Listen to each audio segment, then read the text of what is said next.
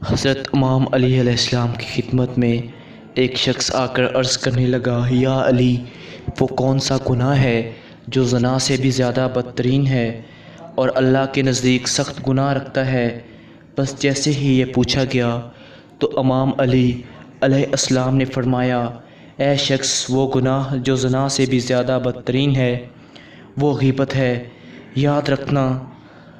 کیونکہ اللہ زانی کی توبہ تو قبول کر لیتے ہیں، مگر غیبت کرنے والے کو تب تک معاف نہیں کیا جاتا جب تک جس کی اس نے غیبت کی ہو اس سے معافی مانگے اور وہ اسے معاف نہ کر دے۔ حضرت علی نے فرمایا، میں نے اللہ کے رسول حضرت محمد صلی اللہ علیہ وسلم سے سنا ہے کہ زمین پر انسانوں کے اختلافات کی وجہ غیبت ہے۔ اے شخص، جو انسان اللہ کے کسی بندے کی غیبت نہیں کرتا، کسی کے عیب کسی کے سامنے بیان نہیں کرتا،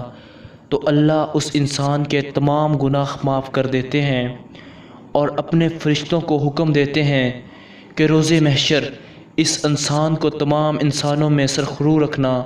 اور ایسے جنت میں داخل کرنا جس سے تمام بندوں کے درمیان یہ واضح ہو جائے کہ یہ وہ انسان ہے جو انسانوں کی غیبت کرنے سے باز رہا اور اللہ کے بندوں کے عیب دوسروں کے سامنے بیان کرنے سے باز رہا۔